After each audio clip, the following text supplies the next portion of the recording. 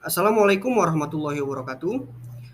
Perkenalkan, saya Nuril Saida Fukoha dengan NIM 412 190 100 105.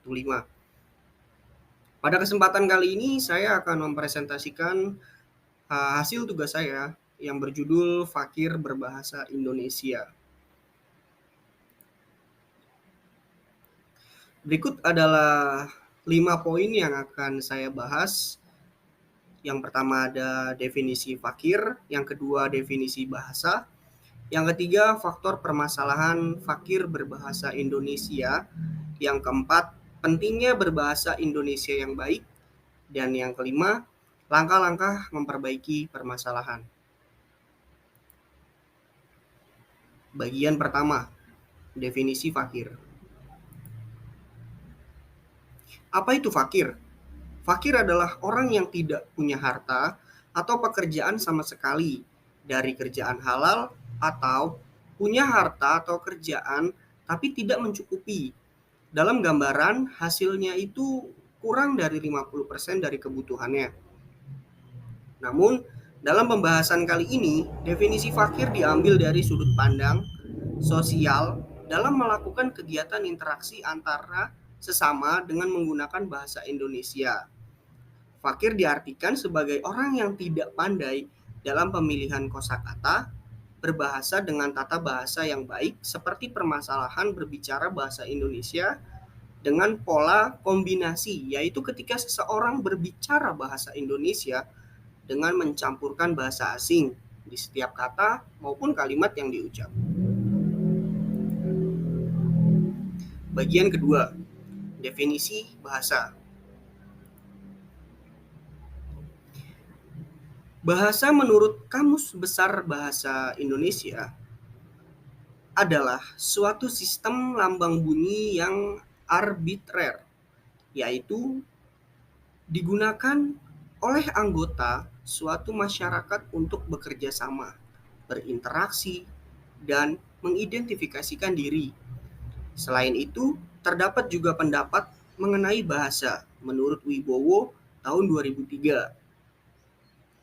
Juga turut mengutarakan pengertian bahasa. Menurutnya, bahasa adalah suatu sarana perhubungan rohani yang amat penting dalam hidup bersama. Bagian ketiga, faktor permasalahan fakir berbahasa Indonesia. Dalam kehidupan sehari-hari di kota besar di Indonesia, sering dijumpai orang Indonesia menggunakan bahasa Indonesia dan bahasa asing, terutama bahasa Inggris, secara bergantian dalam berkomunikasi, baik lisan maupun tulis. Untuk beberapa orang, penggunaan kata, istilah, atau ungkapan dalam bahasa asing merupakan cara mereka untuk dikenal sebagai orang yang intelek karena mampu menguasai bahasa asing. Tapi di lain pihak, sebagian orang merasa terpaksa menggunakan bahasa asing. Karena apa?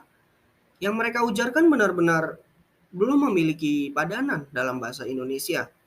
Sebagian lagi memilih bahasa asing karena semata-mata tidak memiliki pengetahuan kosakata bahasa Indonesia yang cukup. Interferensi dan integrasi adalah dua istilah dalam sosiolinguistik untuk menyebut penggunaan sebuah bahasa yang dipengaruhi oleh bahasa yang lain, baik bahasa daerah maupun bahasa asing. Istilah yang pertama masih dianggap sebagai sebuah kesalahan karena melanggar kaidah yang berlaku. Misalnya, on the way dan sorry.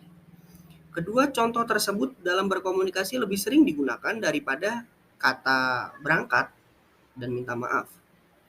Kalau tidak dapat dikatakan sebagai sebuah kesalahan, dapat dianggap sebagai pemerkaya bahasa Indonesia.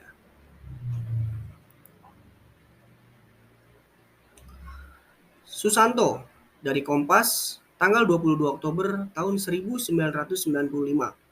mengatakan bahwa masalah ini telah terpecahkan dengan adanya himbauan Presiden Soeharto pada tanggal 20 Mei tahun 1995 agar seluruh masyarakat Indonesia menggunakan bahasa Indonesia yang baik dan benar.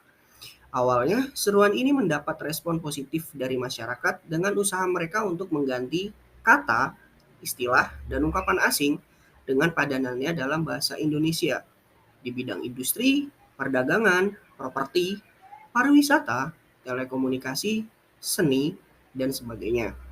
Akan tetapi, usaha tersebut tidak berlanjut dengan baik. Kalangan media massa, terutama koran, majalah, dan iklan, hingga saat ini lebih sering menggunakan bahasa asing tanpa terlebih dahulu menyempatkan diri mencari padanannya. Kenyataan ini menggambarkan bahwa masalah tersebut ternyata belum terselesaikan. Para anggota MPR maupun DPR, menurut Sudarsono dari Kompas, tanggal 5 Oktober tahun 1999, sebagai salah satu panutan bagi masyarakat awam dalam berbagai hal termasuk dalam berbahasa, ternyata hal ini tidak terkuak akibat banyaknya penggunaan kata dan istilah dalam bahasa asing saat berlangsungnya sidang umum MPR pada tahun 1999. Bagian keempat, pentingnya berbahasa Indonesia yang baik.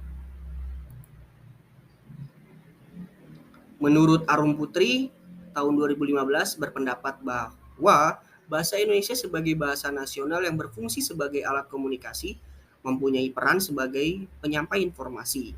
Tidak semua warga Indonesia yang mengerti apa makna dari bahasa Indonesia yang baik dan benar. Sesungguhnya, belum tentu bahasa Indonesia yang benar itu baik dan bahasa Indonesia yang baik itu benar. Bahasa Indonesia yang baik adalah bahasa yang sesuai dengan situasi dan kondisi serta efektif dalam penyampaian maksud kepada lawan bicara. Sedangkan bahasa Indonesia yang benar adalah bahasa Indonesia yang sesuai dengan kaidah bahasa baku. Sudah sebagai sebuah keharusan mengenai kemampuan dalam penggunaan bahasa Indonesia yang baik dan benar. Sebagai warga negara Indonesia, seharusnya mampu menggunakan bahasa Indonesia yang baik dan benar, tanpa memandang dari generasi apa orang tersebut. Hal ini menjadi sebuah keharusan karena dalam kedudukannya, bahasa Indonesia sebagai bahasa kebanggaan nasional, identitas nasional, dan alat pemersatu bangsa. Bahkan, kedudukan bahasa Indonesia dijelaskan pada Undang-Undang Dasar tahun 1945 pada pasal 3 mengenai kedudukan bahasa Indonesia sebagai bahasa resmi kenegaraan. Pengantar dalam pendidikan, alat penghubung tingkat nasional, dan alat pengembang kebudayaan dan iptek. Berdasarkan kedudukan bahasa Indonesia, maka secara otomatis bahasa Indonesia ini harus digunakan dalam kegiatan yang bersifat formal maupun non-formal. Namun kenyataannya yang terjadi sekarang ini, penggunaan bahasa Indonesia di kalangan masyarakat, terlebih di kalangan remaja, sudah bercampur dengan bahasa asing. Bagian kelima, langkah-langkah memperbaiki permasalahan. Untuk menjamin penggunaan kaidah bahasa Indonesia, pemerintah dan kalangan yang berkepentingan harus menciptakan sarana dan suasana pendidikan bahasa Indonesia yang tepat. Bila diperhatikan penggunaan bahasa asing di kalangan remaja belakangan ini, terutama di kota-kota besar, juga menunjukkan rendahnya tingkat apresiasi mereka terhadap bahasa Indonesia. Bahasa asing dianggap lebih gaul atau lebih mudah dan nyaman digunakan dalam pergaulan mereka daripada bahasa Indonesia. Tempat kursus bahasa asing merupakan tempat bergaul para siswa yang antusias mengikuti pelajaran. Ironisnya, kelas pelajaran bahasa Indonesia di sekolah formal paling tidak diminati oleh sebagian besar siswa. Lebih ironis lagi, jika dicermati bahwa jumlah peminat kelas BIPA atau bahasa Indonesia untuk penutur asing yang diselenggarakan oleh beberapa perguruan tinggi dan kursus di Indonesia justru bertambah setiap tahunnya. Orang asing justru lebih menyukai dan menghargai bahasa Indonesia daripada orang Indonesia itu sendiri. Jika hal ini terus berlanjut, kekhawatiran bahwa bahasa Indonesia akan tergantikan oleh bahasa asing mungkin saja akan terbukti.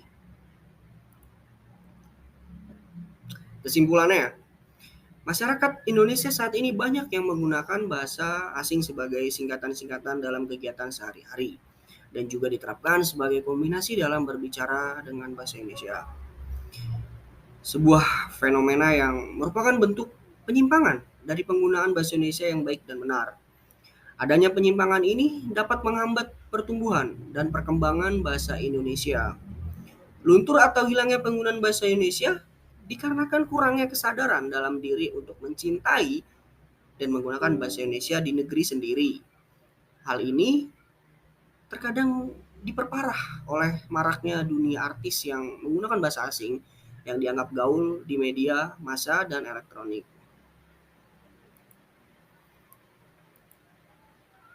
Cukup sekian presentasi dari saya, kurang lebihnya mohon maaf. Wassalamualaikum warahmatullahi wabarakatuh.